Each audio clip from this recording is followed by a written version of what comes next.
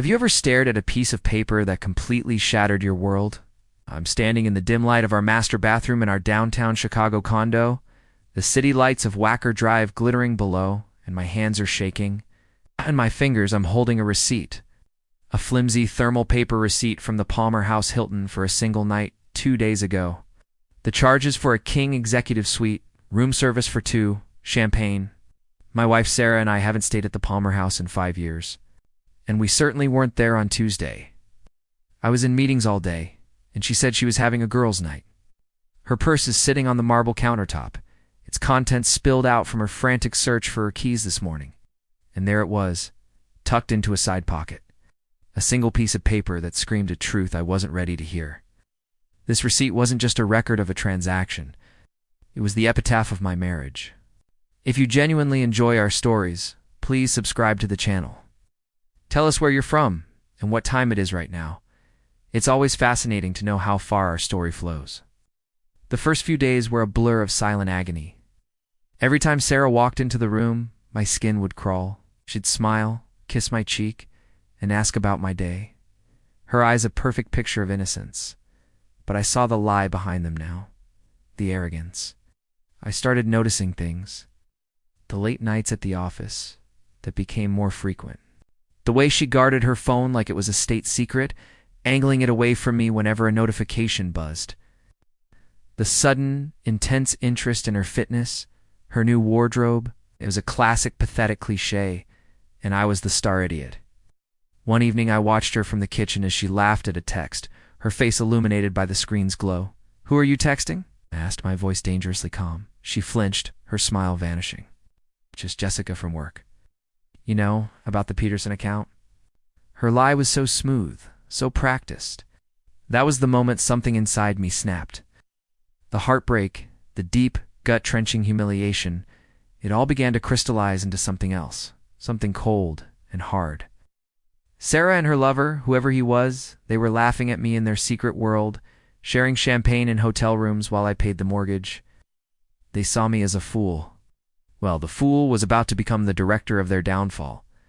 That night, I didn't sleep.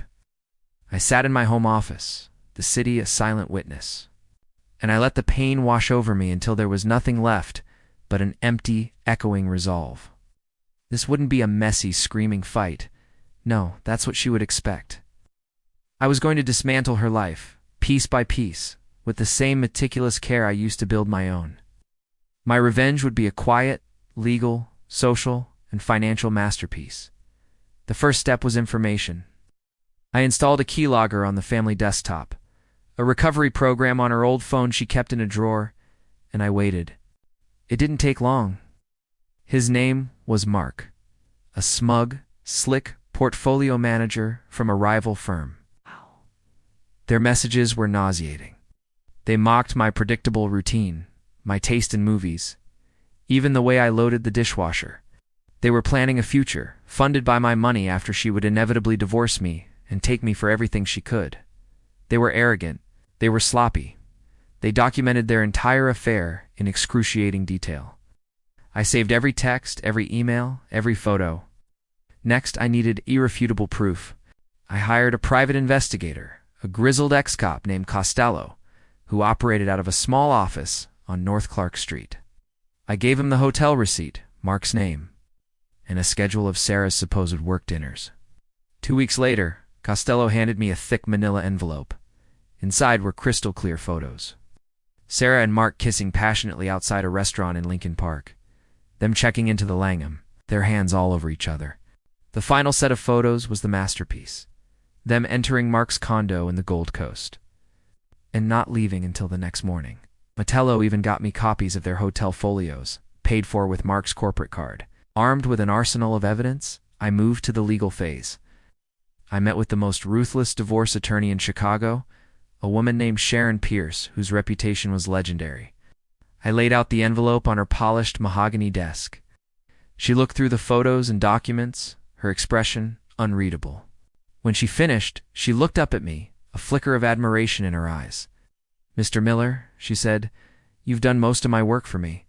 What is your desired outcome?" I told her. I wanted everything. The condo, our savings, the investment accounts. I wanted to trigger the infidelity clause in our prenuptial agreement, something Sarah had laughed at when we signed it. I wanted to ensure she walked away with nothing but the designer clothes on her back. The social trap was next. Sarah's pride and her social standing were everything to her. She was a chair on 2 major charity boards, basking in the glow of Chicago's elite. Her annual charity gala, the one she'd been planning for 6 months, was the perfect stage. And Mark, his company was about to merge with a larger, more conservative firm. His reputation was his currency. I found the name of his new CEO and the head of their HR department. I prepared 2 identical packages. Each contained a curated selection of the most damning texts and photos, along with a polite, anonymous cover letter expressing concern over a senior employee's judgment and use of company funds for illicit activities. The day of the gala arrived. Sarah was radiant in a shimmering gown, greeting guests, oblivious. I played the part of the devoted husband, smiling, shaking hands, my heart a block of ice. At precisely 9 p.m., as she was on stage giving her keynote address, I initiated the final phase. I had an email timed to go out to the entire charity board, our mutual friends, and her family. The subject line was simple: the truth about Sarah Miller. The body of the email contained a link to a password-protected website I had built.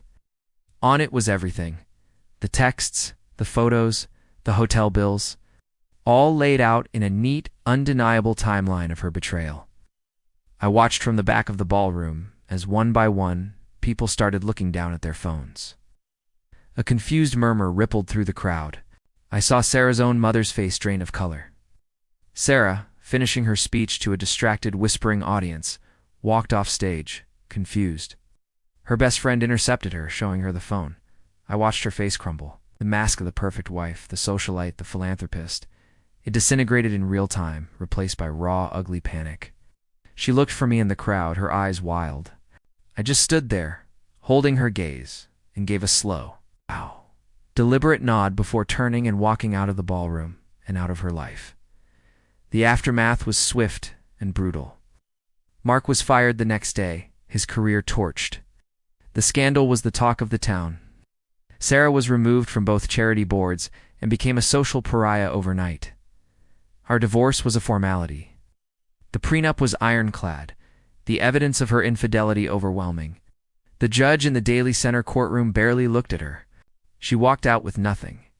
It's been a year. I still live in the condo, but it's different now. Right.